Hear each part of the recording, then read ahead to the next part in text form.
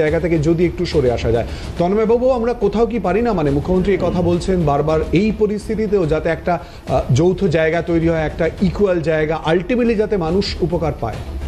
দেখুন, আমাদের রাজ্যের মূল সমস্যা হচ্ছে কেন্দ্র থেকে যত পয়সাই পাঠানো হোক, যে খাতেই পয়সা পাঠানো হোক, চুরি হবে না, এটা হয় না। আপনি সেটা দেখেছেন বিভিন্ন সময়। আজকে এই যে বাড়ি ভেঙে যাওয়ার কথা বলছেন উনি, আপনি কি জানেন যে কেন্দ্র থেকে আবাস যোজনায় এ রাজ্যে 36 লক্ষ বাড়ির পয়সা এসছে?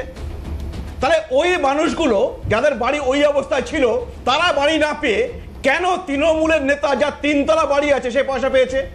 কেন তৃণমূলের নেতা যার পাকা বাড়ি রয়েছে সে বাড়িতে গ্যারাজ বানিয়েছে? কেউ হচ্ছে ওই পয়সায় বাড়িতে দোকান বানিয়েছে। তো এগুলো আমার কথা নয়, এগুলো আপনারা মিডিয়ারা গিয়ে গিয়ে দেখিয়েছেন।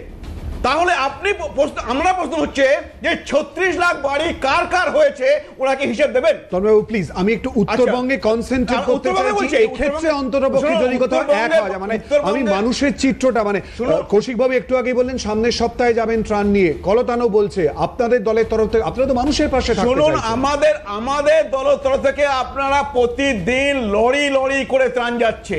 আপনারা যদি সব দেখাতে না পারেন, সোশ্যাল মিডিয়া দেখে নেবেন, অনেক ফটো আছে। আমরাও দেখাচ্ছি, কিন্তু আমার প্রশ্নটা আপনারা বুঝতে পারছেন, আমার প্রশ্নটা কিন্তু কেন্দ্র রাজ্য সহমত হয়ে যাতে মানুষের পাশে এই সময়টা। আমি কৌশিকবাবুর একটা রিঅ্যাকশন, আমি একটা কথা বলে দিই, একটা কথা শুনে নিন। যে আমি হচ্ছে এই যে ধরুন 2020-21 সালে একটা হচ্ছে আমফান হয়েছিল আমাদের রাজ্যে। সেই সময়ে স্টেট ডিজাস্টার রেসপন্স ফান্ডে যেখানে কেন্দ্রের পয়সা তিন ভাগ, মানে 75%, সেখানে কেন্দ্র দিয়েছে 808 কোটি।